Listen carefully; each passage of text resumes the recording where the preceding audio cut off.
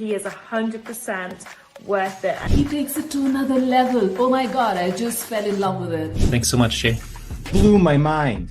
And it worked. I wanted to buy my thing. Jay is, I would say, the Yoda of the sales calls, man. Just talking to Jay, he was so good at just taking what it is, seeing the opportunity and the value and the real reason we are making it. Talk to Jay, because he got it. He can definitely help you out. Talk to Jay. You're going to get a lot. You're going to gain a lot. I would absolutely recommend him for any position that you have. Jay's definitely the guy. Give him the chance, give him the opportunity. You won't regret it. He's good at what he does, so I highly recommend him, and I would book him before he is fully booked out.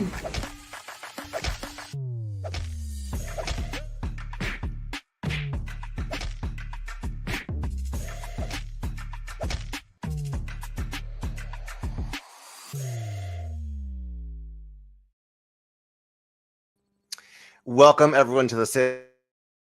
Cut through the noise. We ditch outdated sales tactics to show you how to close deals with confidence, strategy, and integrity. Hi, my name is Lee, and I'm the founder of Sales Ninja. As a former introvert, former pastor, high-ticket seven-figure sales ninja, I now get to help people like you grow and scale businesses without pushy tactics. And that's the heart of the reverse glass selling method, which is a kingdom-driven approach taken from the Bible. 1 Peter chapter 3, verse 15.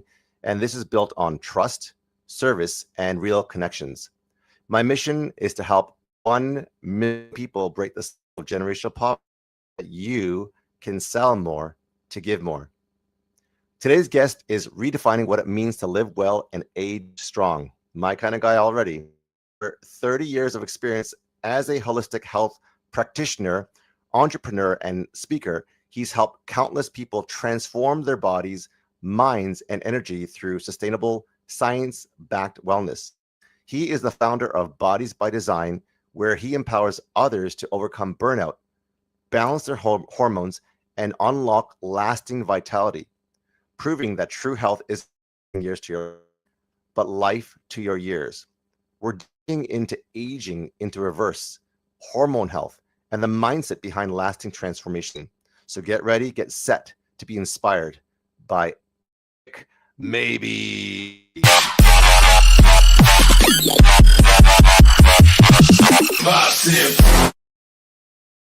How you doing, Eric? I'm doing great. Love the intro. Thank you so much for that. That was great. A lot. So we've got a lot to talk about. We were talking off stage and how you visited Canada, Vancouver, particularly in first time. And I don't know if you have skiing background. I know you're an athletic guy. There's a big difference between, being athletic, which is awesome, but not really growing up skiing and going to Whistler to go skiing. So did you have any background skiing at all or no? I've skied 3 times in my entire life.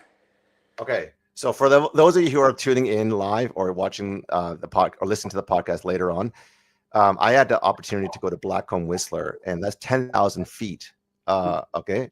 And if you are someone that's gone 3 times, typically people do what Eric does. They don't usually go to like a 10,000 foot mountain and try to get down that because it could mean a lot of hurt, damage, broken bones.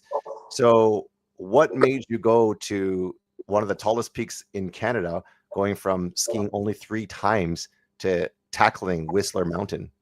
Well, I was inspired by 2 friends that I met from Vancouver, and they just said, "Hey, you got to go to Whistler Blackcomb. It's got some of the biggest runs in North America, and I am a firm believer to hire coaches for everything that I'm not great at." And so I don't even go onto a slope without lesson day 1 and work with a professional. The gentleman had been teaching skiing there for multiple decades. He knew every nook and cranny. He assessed my physical ability and my skill level combined and worked with me for an entire day to get me prepared to ski on my own for the next 3-4 days. Wow. Okay. So how was that? Was that a bucket? At this stage in my life, I really want to learn how to ski. Skiing and golf are sort of those 2 sports that were not available to me growing up. And now that I can do it, I want to learn. I want to get better. I want to progress. And so I'll be coming back this year as well. And where to Whistler? Yeah, I love it. Look at you, repeat offender. Yeah, exactly. Now, did you get your butt kicked, or how'd you do? I did.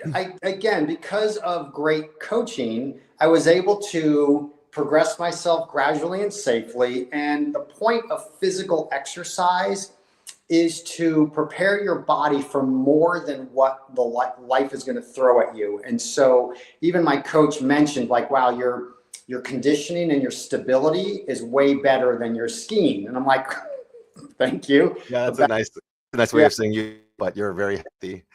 Exactly. And so I knew that through my athletic training, I could keep myself safe enough and ski at my level.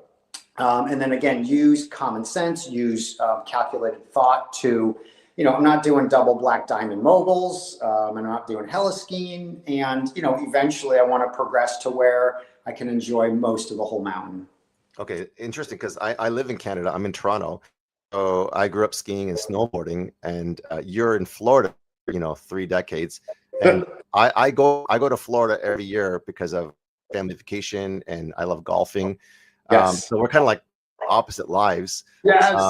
I tried golfing for like 15 plus years, and it's a love and hate sport. There's days where, I hit the ball, it keeps me coming back. And then most of the times I'm not hitting the ball well, and I want to snap my clubs or throw my clubs into the water.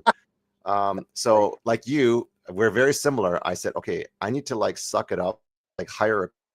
I went to swing assessment, golf swing, and there were KPIs on the video monitor. And he says, of the 28, 4 are in line and 24 are out of KPI. So I was like, okay, so you're saying there's a chance, right? Exactly. And he took the next half an hour to fix my swing, which is a free assessment. This is a lead magnet, and this is a great way for you and other people who are listening to get enroll a client. So he said, here's a 30-minute assessment to help you get maybe 4 more KPIs in line. So now I've got of those 24 or 8 of those 28 KPIs. And then he took me from a 160-yard 200 draw in 30 minutes. And I'm telling you, they're golfing for over 15 years. I've never seen the ball go more than 200 yards straight, let alone 250 yards with a baby draw. So I was sold. So, but the thing was this, I try to rationalize because I'm being cheap. I figured, I could figure this out on my own, right? Because I did a 30-minute thing. Now I got draw a baby draw that I can drive with on the golf course. So he's like, I'm booked 3 months straight, and he showed me his calendar, but I got 1 slot open. I said, can I think about it? He goes, you're going to lose a spot by this afternoon. And I'm like, okay, here's my credit card. So I ended up a lot of money, and I had 10 golf lessons later.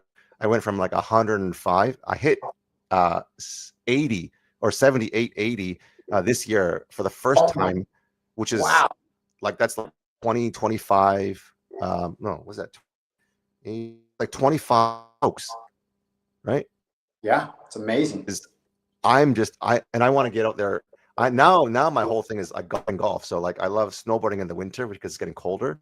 But I'm thinking, how can I get more clients so I can golf more? Yeah. Okay, so tell me about your golf game, because conditioning, you're a health coach. How has that helped you? Yeah, everything that I can translate my physical well-being to doesn't translate well for me in golf. And I also golf. Most every other sport I've participated in, I can really adapt quickly. But golf is an entirely different animal. Right. It is almost like chess versus skiing. Skiing is just another gross gross motor units, but golf has so many nuances that it doesn't matter if you're the fittest person on the planet. There's no adaptation that really helps other than just being flexible. But other than that, it doesn't matter. There's my stepdad is almost 80. He has two shoulder surgeries, 2 knee surgeries, a back issue. He had polio in his leg when he was a baby, and he can whoop my butt on the golf course because he plays 5 days a week. He plays every day? Yeah, he lives in a golf course. He lives in a golf course community, so he just walks outside and goes and plays every day. But that it won't translate to Blackcomb. He'd blow out both of his knees and his hips. So, I golf about 6 times a year. I love it. Both my kids golf, and it's incredible for me. It's about time and connection, and then I get the best I can until I'm willing to commit the time to practice more. I bet with your conditioning experience, you could be long drive or like help people hit longer, because there's this elusive dream. The golfer knows, that golf, like, and one of the biggest things, at least for me, because I was such a terrible golfer, was when I was stepping up to the tee, and there was like, a group of 4, some maybe in front of us, maybe 80s, whatever. Yeah. And then be waiting because they're not far. All my buddies would be like, hey, you're the shortest off the tee, so you might as well just hit because you can't reach them. And that was true, but it hurt and it stung for years. And I couldn't play well, I couldn't score well, I couldn't hit long. So I'd be the guy that stood up because I couldn't hit, I couldn't reach them, and they were only like 200, 100 yards. I'd still be short by like 20 to 30 yards. So there's something about what you do, like a gig, where you could help people strengthen. You may not even be a great golfer, but help them get speed and velocity and power and those muscle touches, right? Correct. There's a huge market out there for golf. Yep, and I work with athletes, Olympic athletes, pro athletes. I've worked with PGA Tour players. I've worked with. Oh, you have? Oh, 100%. Yeah, I've worked with every professional sport on the planet, basically. Wow. And so again, I don't teach the skill, but I teach the biomechanics. And so deep abdominal wall work, which is one of our specialties, that is the secret sauce. So the expression is that you can't fire a cannon if you're standing in a canoe. Whoa. So you have to build a battleship within your inner stabilizers to support the power of your external muscles. And so that's what I do for my pro golfer. I mean, anyone, any sport, you have to have that internal battleship of stabilization. Okay. Strength, power, none of that matters if you don't have the stability to support it. Wow. So that's what I heard you say you cannot fire a cannon while being in a canoe, and you have to build. Yep. Because you fire that cannon in a canoe, you're going to flip the canoe. That's right. Sounds like my golf swing. Exactly. The canoe can't handle the power of the external muscles. It's like putting 600 horsepower into your car without changing the suspension, the tires, the lugs. You have to upgrade the inner system first, then develop the outer system. Wow. So let's talk about health. Let's talk about adding to people years and years to the. What was your personal story? Were you always kind of in, six pack, or what was a turning point that shaped that mission for you? So my personal story is, yes, I have always been obsessed with health and wellness, health and fitness and wellness. Literally at age 7, I started really paying attention to like, wow, how many push-ups can I do? How many pull-ups can I do? By age 11, I started studying kinesiology, weightlifting. Then I got into wrestling, started studying nutrition. And by the time I was 18 years old, I already had adults paying me to teach them what I knew. Because I started studying at 11, built a workout bench with my dad out of wood from my garage. Out of wood? Out of wood, a wooden weight bench. Yep. Old school. And then by 18, people were just asking me for help. And so at that point, this is where it transitions into the optimal health and longevity, is that fitness is not the same as health. And my grandparents at the time were they were aging into their 70s, and they started to have rapidly declining health. They were on one more medication every time they went to the doctor. They were about 75 years old. And I'm like, this is not okay. And so I began working with them on making small, consistent lifestyle changes that had dramatic results. And within 3 years, at age 78, they were off all their medications, and their doctor said, "You're aging in reverse." And I was like the light bulb went off, that it does not have to be this big, dramatic, it's not sexy. It's just the 4 pillars of health are air, water, food, and sleep. Those are the 4 pillars that I teach. And if you learn how to optimize each of those 4, you will thrive at any age. And so my grandmother lived almost 92, and my grandfather literally lived until the day he died at 85. Wow. Yeah, so and they both got to enjoy great grandkids. I mean, it was amazing, amazing. What were pillars again? 4 pillars: air, water, food, and sleep. Okay. Can you break that down a bit? Because yeah, that's important. So I think I even know what that means.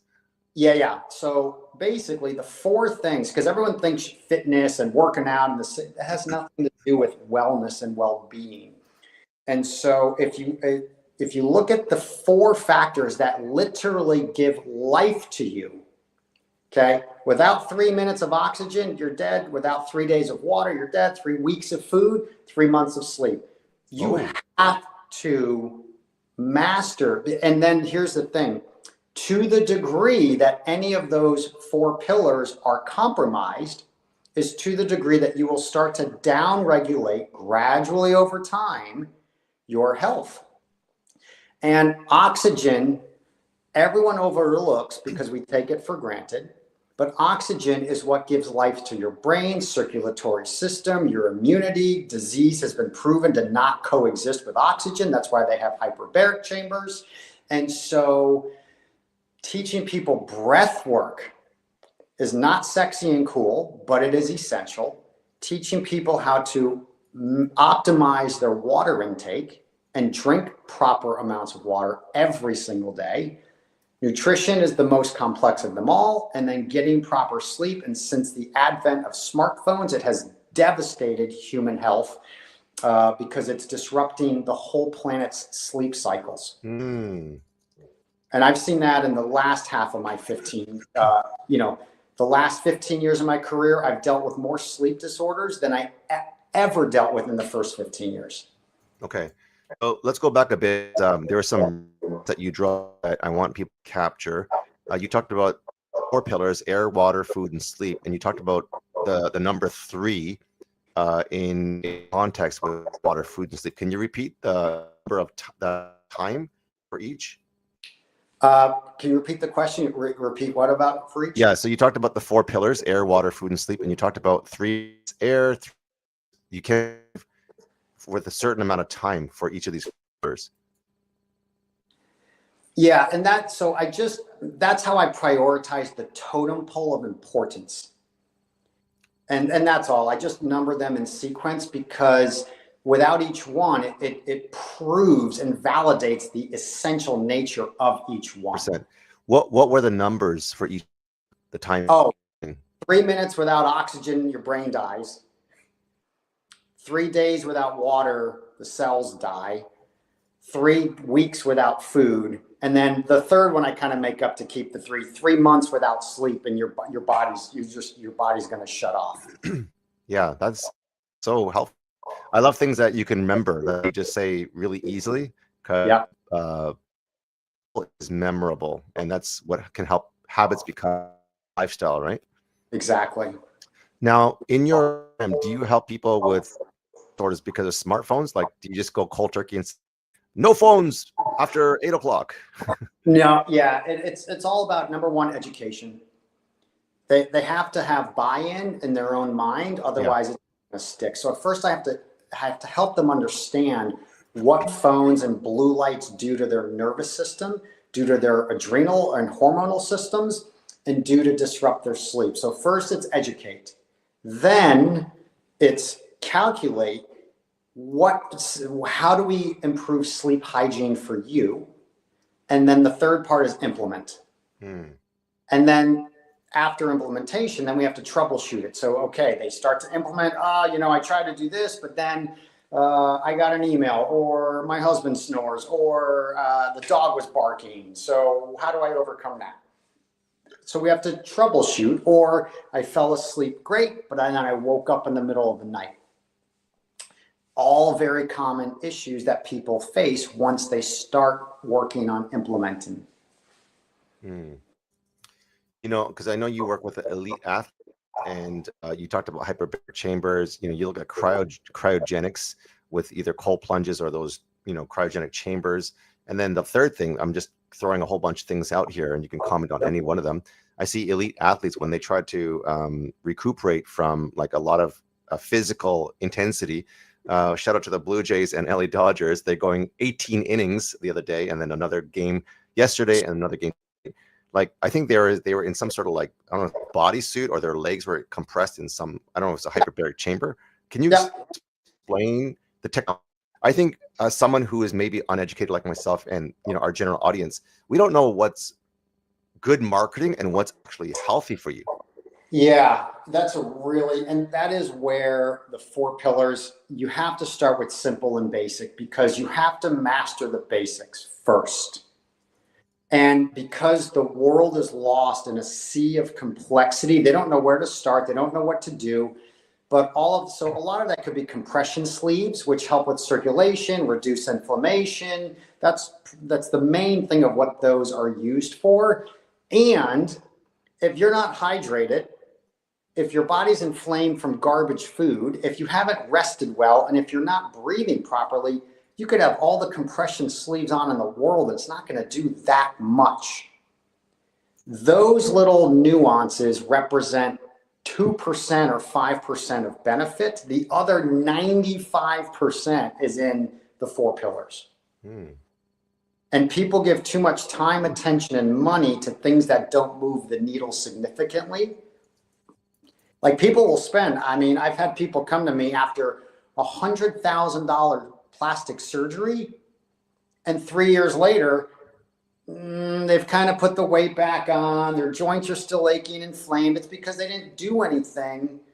They spent all this time and money and recovery and blah, blah, blah without changing the 4 pillars. And the key is to master the basics. Then if you want to explore the other components, go ahead and explore. But you can never override the 4 pillars. So let's talk about air and water, because I need them, and obviously we need the nutrition / like food and sleep. Like, I've got an Aura ring, that tells you, and then I've got this with Dave Asbury, the True Dark yellow and red glasses. Is this all basically a big marketing ploy, or we're using helpful? This may be controversial.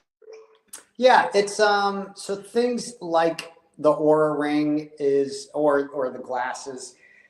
Again, when you really master it, so I just want to be transparent. Number one, if it doesn't cause you harm, then that's a positive. There are a lot of products out there, or supplements especially, that are actually absolute garbage, and they do cause harm. Yeah. If the Aura ring helps you become conscious of your sleep, that then causes you to seek health hygiene or sleep hygiene habits that improve your sleep, great. It's absolutely great. You just want to make sure that you don't put too much confidence in any device, because your own inner wisdom is more intelligent than any device you could ever wear. Yes, good point.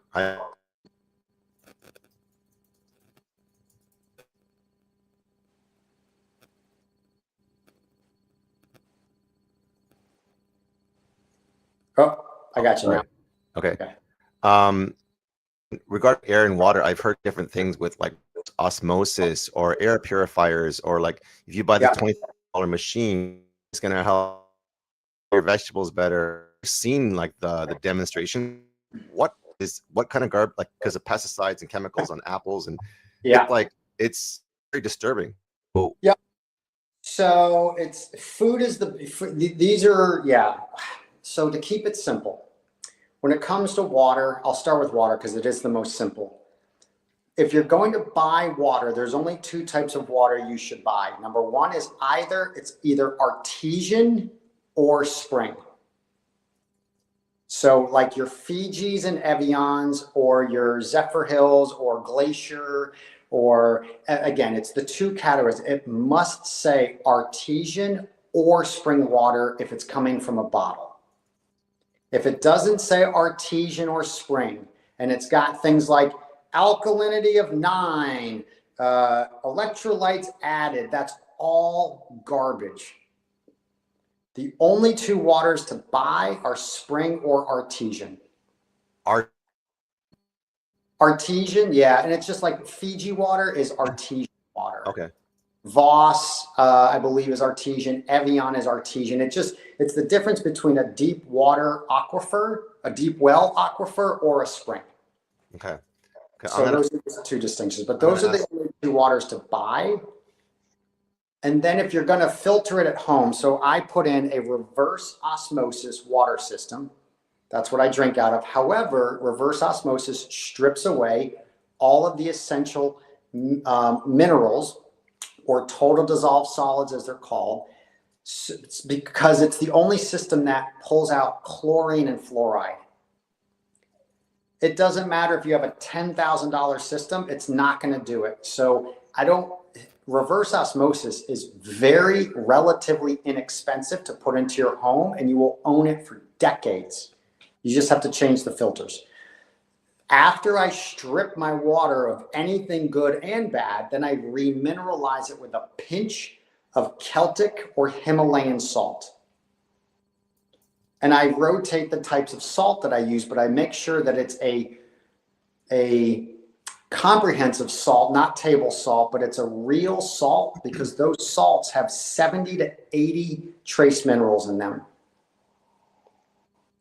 So that's the thing. You can make it simple. All the other stuff, it's garbage. It's all garbage. So it's either spring or artesian if you're buying bottled, or reverse osmosis, and then you remineralize it with a Celtic or Himalayan salt. And that's it. Everything else is just noise. But how do you know what kind of reverse osmosis water system to buy? Because like some work, some don't work. If it's designated as reverse osmosis, it's going to be a reverse osmosis. So that's yeah. So you saying I can go to like Amazon and designate a reverse osmosis water filter system? Well, then you have to be able to install it, and usually a plumber installs it because it's got to hook up to your water line and run through properly. So that's all outside of my pay grade. I don't do any installation, but if you buy the proper system, have it installed properly, you're good to go. Okay, because I like to be active. I like to, like you, and have infinite amounts of energy, because I have 3 kids. I coach all their soccer and volleyball teams. I'm coaching, my son's volleyball team today. I was coaching my daughters yesterday. So like 4 times a week, and also playing the sport. Yeah. I'm not getting younger, so I'm always looking for supplements. I've had whey protein, creatine, energy drinks, and with the cost skyrocketing, and the power of marketing, sometimes I succumb and I'm tempted to the what do you call it, the Costco's, because of volume and pricing. And I'm guessing that a lot of that stuff is not the best. Whey proteins are good for you, taste, and at a reasonable price, like whey protein, creatine, even energy drinks to remove brain fog, to give you the I'm not taking Gatorade, I'm trying to look for things, or the proper ingredients. What would you say to that? Yeah, everything, again, when you start getting into ingestibles, you really have to look at what is the source of this food, what else is in it, because certain things could be inherently healthy, but then they put in a bunch of garbage and chemicals, fillers, colors, additives, artificial sweeteners. All of those things are unnecessary along with it. So my general philosophy and principle, again, master the basics. So are you drinking the optimal amount of water every day? Are you getting adequate sleep every day? And are you eating a whole food organic diet as much as possible? And if you are doing all of those things, then exploring supplements is okay. But you always got to revert back to the fundamentals, because that's where your energy lives and breathes. Actually, I was talking to another health, and it kind of boggled my mind, because my idea of like for example, animal, right? We used to always carve it, throw it out or whatever. When I was in first year university, didn't know health, and I just loved like steak fat. I would literally because I was a Christian and I was a former pastor, and an example of how I was kind of like, and all my steak fat, because they were like very like gym rats. They were creatine, glucosamine. They were taking protein whey. They were doing egg whites. And I was like the guy that was like, I don't care. I'm just kind of, the steak fat, I would do like, I say, here, put it on my plate. I'll eat it. And I would take all their steak fat and as an offer, like a stock. And then I found out later from one of my friends, coach, he says and if it's sourced properly, is actually really, really good for you. Can you, because I'm confused. Yeah. So I do agree with your friend in that. So toxicity in animals is stored in fat. So if you have non-organic, non-grass-fed meat, I would not eat the fat. But if you're having a grass-fed, sustainably raised, organic meat, then the fat is okay. And we get into some specificity, because I want to be sure there are general principles, but when I work with clients one-on-one, I can get into real specifics, because you have generals like toxicity of animals is stored in fat. Okay, so that's a general. However, certain people are, based on their metabolic type, better to digest and metabolize fat than others. And so just because something is healthy in general doesn't make it appropriate for a specific person at a particular time in their life. And so we have general health principles, then we have specific to each individual. Okay. So like when I think, and maybe educate me on this, because if I go to my general grocery store and I get this, steak that, and I've seen studies where they've colorized it, they put artificial, I don't know, things to make it look like it, but worms and parasites, it's been aged and whatever, sell it, and that's kind of the fat I'm going to eat off of a steak, right? So how can we ensure that it's grass-fed, it's organic? Because sometimes even the labels at Whole Foods start to say that they are, but they're really not. So the labels, food label laws are complicated. And so, for example, like at Costco, they will sell a ground beef that says 100% organic, which it might be, but it's not. But what it does not say is that it's 100% grass-fed. Mm-hmm. And those words, and this is where it is complicated for the consumer, because in those subtle verbiages, one word means one set of criteria and the other word means another set of criteria.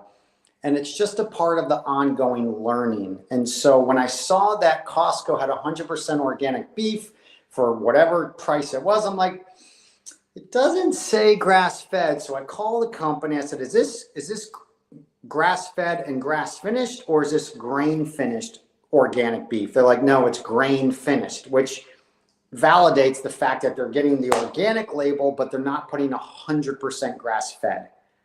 These are where we're splitting hairs into, you just have to be in the game, constantly learning and knowing to be able to differentiate labels like that. So for you, someone who 5,000, clients in 30 years, do you source yours like from farm to table, or how do you do it? So yeah, because I have a facility, everything that I consume, I buy into my shop. So I have like a wellness shop that I sell all the stuff that I consume. So I buy my own grass-fed beefs. Everything that I consume, I buy in volume and sell to my clients. Come on. deal? Yeah, everything that I do in my life, everything that I sell, I actually do. Okay, so when you say you have a wellness shop, like you have your physical. So I have a brick and mortar holistic health facility that we do, for our clients that are not virtual, we work with them at my facility. And in my facility, I have my own like mini store with all of the products and food that I eat on the most regular basis. So you sell organic, grad meats, fish, supplements. Yep. Huh. And to a degree, because I'm not a grocery store, I really, I have about, 10 to 12 food items and then a handful of the various products that I carry as well. And do they in person to get, or can people order online? Yes. So I don't sell the food on my online store, but at ericmabie.com, I have a whole catalog of the actual supplements that I take and then I recommend to my clients, and they can order them straight from ericmabie.com. Have you wiped them, or do you just buy and sell them in volume? What was the first part? Do I what them? Labeled them and made them your own? No. Looked at all that. No, I just let the people, because I don't have any alliance to any one brand. I look for the single best product. Like I invented a protein bar. And Thank you. Did you say you invented a protein bar? I did 16 years ago when I started children. I saw that. Oh, there's a lot of feedback right now. All the food bars are heavily processed or low sugar. So I just took it on to create my organic whole food protein bar, and I took it to and got the sugar down to about half of the current best organic food bar. And because of my experience with food, that bar was the bar in the world at that time. And so I look from companies like that, the Vital Planet, that probiotic. Yeah. The founder of that company has been in gut health for over 50 years. She is the pioneer of that in that product. Most companies are just businesses. So I look for products that passion behind from a founder who walks the walk, talks the talk. Not just companies trying to tell you garbage.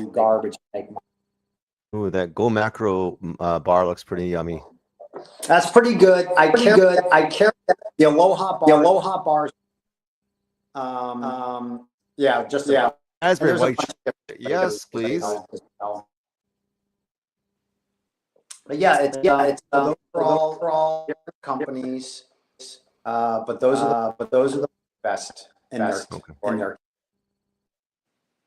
Okay. Wow, this is super helpful. Gut renew, leaky gut, protein. Do you take all these things? Do I take? No, I take 7 to 8 products a day. All of them whole food or plant, or like the mushrooms, nature. But it's a global repertoire things that I might need over the course of a year. The most products for the majority of my clients. So talk to me about bone broth protein. Yeah. So I don't subscribe or recommend people for any dairy products. Okay. And so protein, heavily processed protein coming from dairy.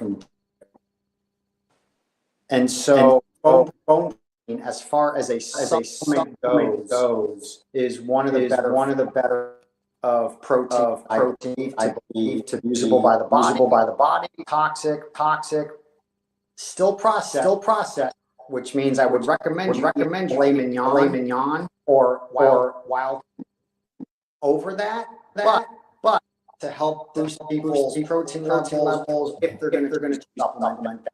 I don't know what it's called, but it's a blue liquid. I don't know. That when you take it, your tongue looks all blue. Do you know what I'm talking about? No, but anything that you're calling color,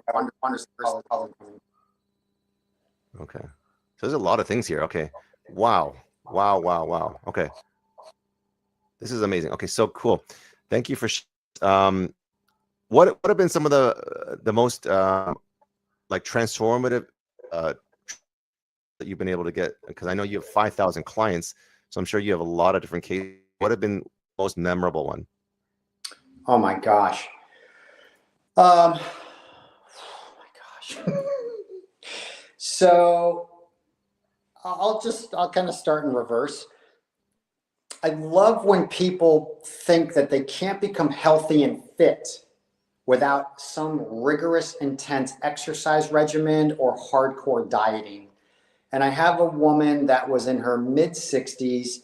Her daughter was getting married. She was just in a car accident. She had she had just recovered from a fractured clavicle. She had a bunch of orthopedic issues going on. And so I built again, 4 pillars plus corrective exercise, which I do a lot of intense rehabilitation with people, whether it's spine injury, brain injury, general orthopedic injuries. And she was devastated that because of the car accident, she couldn't get in shape enough for her daughter's wedding. Oh my, yeah. And we started upon this journey. It was about 8 to 12 weeks. I don't remember the exact time. She lost 28 pounds doing 4 pillars plus corrective exercise to help rehabilitate her body. Nothing drastic, wasn't any boot camps, no cardio, no extreme dieting, just consistency of mastering the basics of the 4 pillars. Wow. You say 28 pounds in like 6 That's weeks? 28 pounds. Yeah. It was amazing. Absolutely amazing. She just was in tears at the end of it because she didn't think it was possible because of all of her injuries. And the misconception that you need rigorous exercise to be healthy and fit is you know, it's so indoctrinated into our culture that people don't feel that there's no hope. And I let her know, listen, we can do this. It's not hard.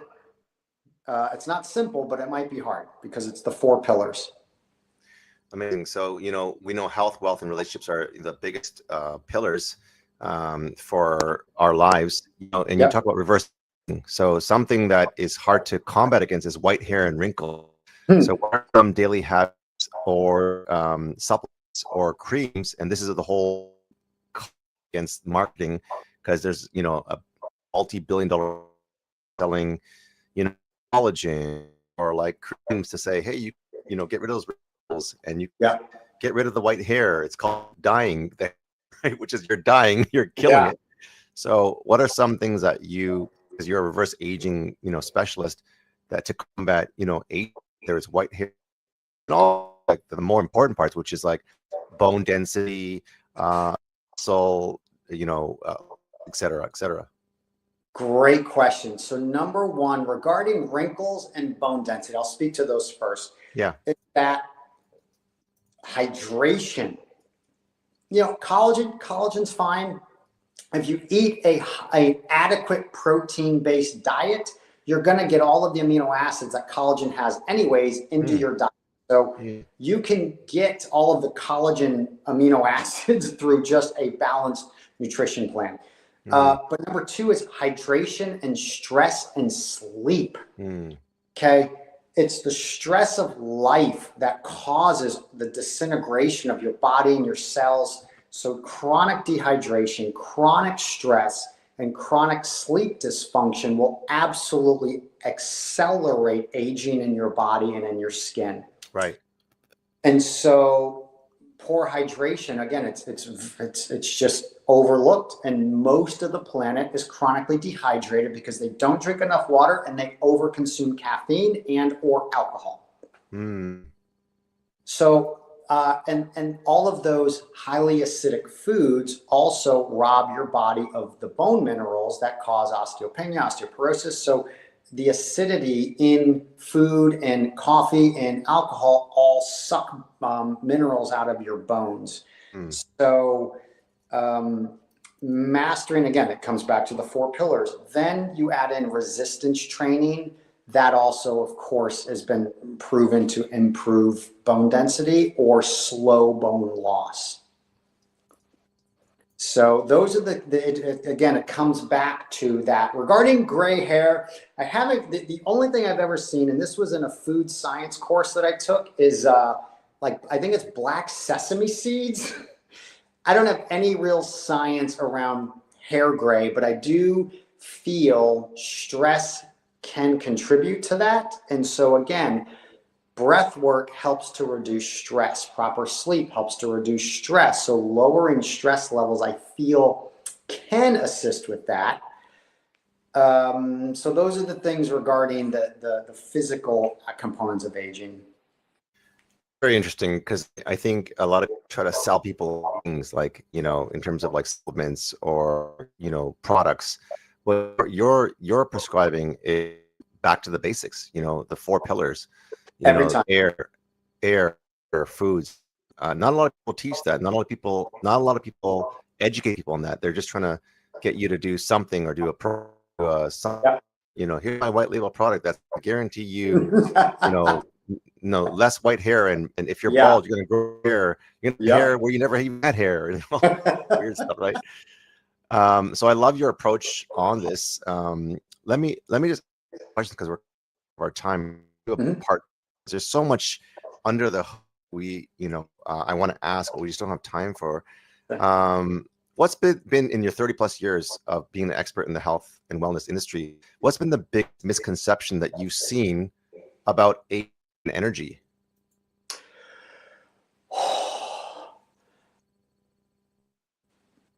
My expression to this is that it doesn't matter how hard you're rowing your boat if you're rowing it in the wrong direction. Okay, if you're looking that way for the answer, but the truth is behind you, there's a veil of deceit blocking you from discovering for yourself the truth beyond vitality and longevity. And it doesn't exist. Number one, it's not genetic. Epigenetics every single year validates that what you are and who you are and what your health is not a destination determined by your genes. That is garbage, and it is being proven more and more and more. Again, the study of epigenetics proves that it's not your genes, it's your mindset and your lifestyle that determine your well-being and longevity. Now, are there the 1% or 2%? Yes, of course. Nothing exists in the universe as an absolute. However, 98%, 97% is determined by your thoughts and your habits. Percent? I'm going to say 97%. Wow. 97% of your thoughts determine your habits. Is that what you said? It's your thoughts and your habits that determine your health outcomes. I see. That determine your health outcome. Because I know people that are loved ones of mine, seen them. it's hard, and it's like kind of like some of them have not ever worked out a day in their life, at least not since like when they had to in school. And weight loss, I mean, not weight loss, there's weight gain, there's, you know, complications, there's bone issues, there's joint issues, there's nerve issues, there's diabetes issues. And the hardest part for, you know, someone who loves them is wanting to live longer and live healthier and live without pain. But many times from people that I love are like, you know, I'd rather die happy. I'd rather live life the way I want to, which is eat what I want and live how I want.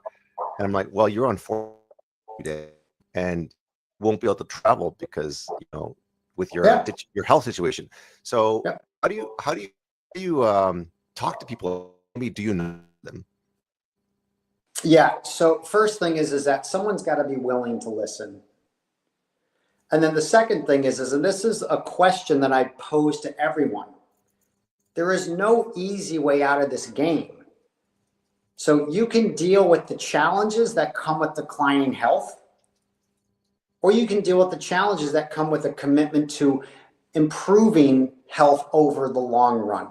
So if having that McDonald's cheeseburger is more important to you than spending time with your potential grandchildren or traveling to your bucket list place, if that food choice is more valuable to you than the time and energy you can give to your family, your community, your loved ones, that's your choice. But either way, you have to choose. You want the challenge of declining health, or do you want the challenge of committed health?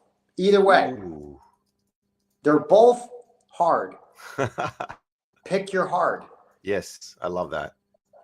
I hear David in there, and I hear like, you pay now, pay later, right? Pay your dues now. Correct. Right. But okay, we got to do a part 2 because there's just so much I haven't been asked you, and we've got time. But let me do lightning round. These are questions to get to know Eric a little bit better. And before we do that, I'm going to just share some resources that Eric has been so generous in sharing. So we have the ericmabie.com. Let me do a screen share over here so people can find out more about your products and more about your program here.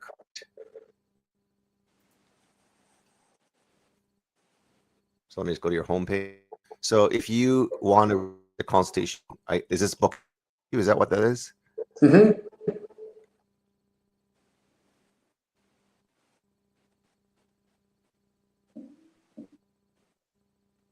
Okay, so this gets to book a call with you, right? I think that's what that is. Yep.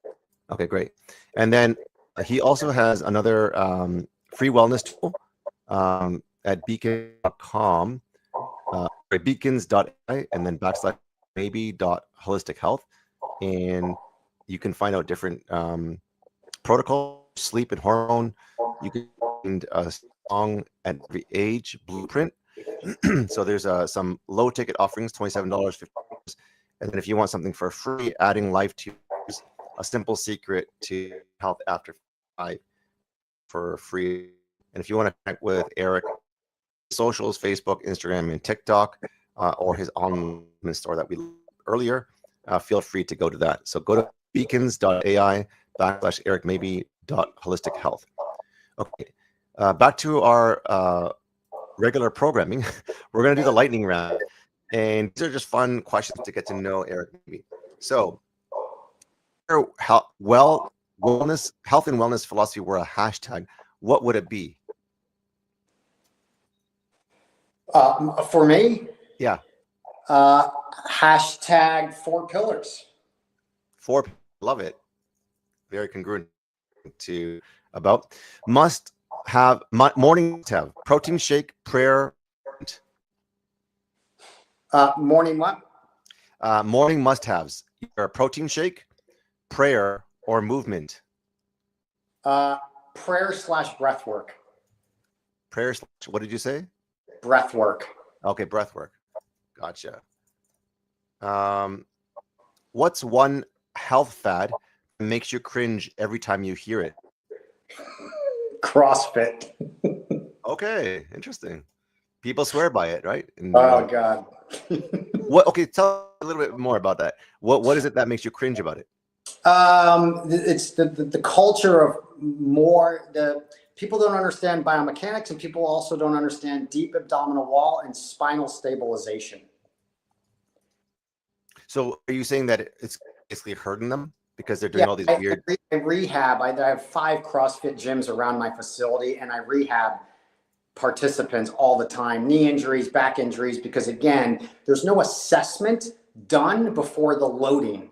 And it's like taking your car to a racetrack before you have a highly qualified mechanic assess the durability of your race car, of your car. Okay. Except it's your body. You wouldn't do that you wouldn't just take your car to a racetrack and max out its effort.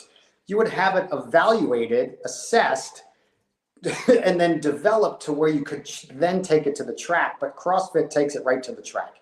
And again, CrossFit's the most widely known. P90X, all the big movements, sexy, glamorous, push, kill, destroy movements that I call them, they all just destroy people's bodies because no one understands the proper development of the body and how to assess it and how to develop it.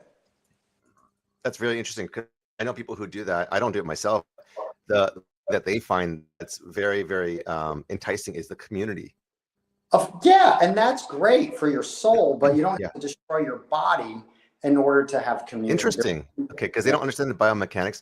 So CrossFit, PX, and the people who are doing these things, they're not keeping you in business, but it's creating business for you. Actually have participants injuries because they're not understanding the proper biomechanics. Okay, cheat food or dessert food or comfort food that you'll never. That all what? What's a cheat food or that you'll never give up or hard to give up? Organic dark chocolate. Organic. Okay. Is there any cheat food that you have a hard time resisting? No, I'm the master of my thoughts. Oh, so no, you don't unhealthy foods that you would be like tempted for? Over the last 30 years of just working on improving my health, all of those desires and they just fade away over time. You don't want them anymore.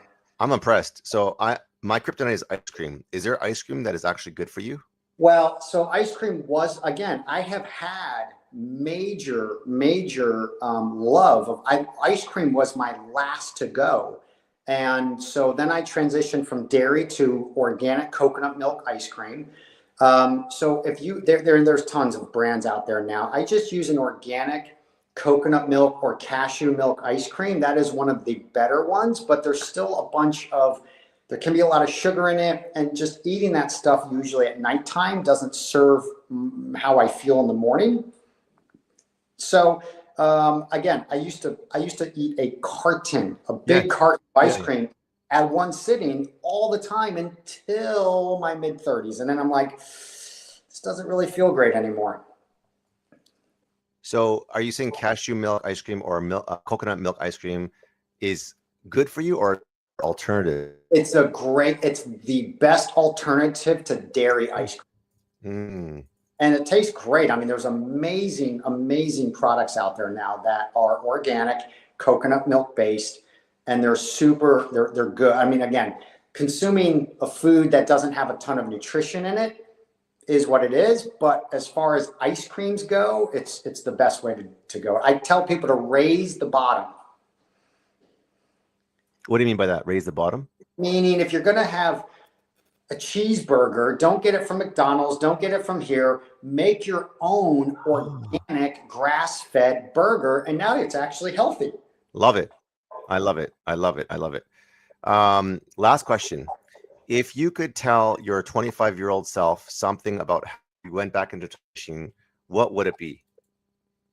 Balance all factors, because I used to push, kill, and destroy myself as a very competitive athlete. And I realized that feeling good is not about, it's like leave your ego at the door, and that the point of training is to feel better, not to max out your lift. Because what happens when you do that? You will inevitably get hurt. And there's chronic pain. Yeah, chronic pain. And now you've created a new health issue for your body to deal with. Huh. Interesting. Wow. Okay. I learned a lot. That's why I feel like the podcast, I know we're recording live. This is just for me. So if this helped me, I'm sure it can help a lot of different people, because I'm on this journey of becoming, someone with infinite energy, someone with brain, remove brain fog, super clear, very charismatic, and being fully present for my wife and 3 kids, and, faith in my church and the way that I want to give. So thank you so much, Eric, for your time. And you inspired me with so much, and back to the 4 pillars and so many nuggets that I'm going to take back and go back on my notes. So Eric inspires you to take charge of your health, overcome burnout, and live fully. If you guys want to learn more about his programs, go to ericmabie.com, and you can also find more in terms of some resources to help you with your health and wellness goals. beacons.ai/ericmabie.holistic-health. And if to increase your business growth, scale your sales without the sleaze, then reach out to me. I'm here to help you to sell more, to give more. So again, Eric, what an amazing time. And I'm looking forward to the part 2. Thank you so much for your time. What is would say as you part words for people who are, you know, they're suffering from ailments, chronicness, they haven't worked out, and they just like, you know what, for you to say that, you're like healthy and all that, but start. What was the very end of the question? They don't know where to start, and they're feeling heavy, they're feeling sluggish, and they don't feel motivated. Yeah. What would you say to them? Yeah, step 1, work on yourself, work on your mental, emotional, spiritual well-being. That is the root of us, and it's often overlooked. And so finding books that inspire mental, emotional, spiritual growth is really, because without that spark or that seed to nurture, you're not going to have the inner fortitude to move forward with what you need to in terms of action. Yeah, and I think just as a bookend, I think, Eric, you mentioned earlier, 97% of your mindset helps you get the transformative results that you're looking for, and that it is possible. So thanks once again thanks for educating me, thanks for helping me understand the things I'm not doing right, that I should be doing, and the things that I'm doing all that are kind of affirming, you know, some of the good things that I'm also doing. So once again, appreciate you, and looking forward to part 2. We will say bye, and until the next time, looking forward to our next call. Thank you, Jay. Appreciate your time. Okay, you too.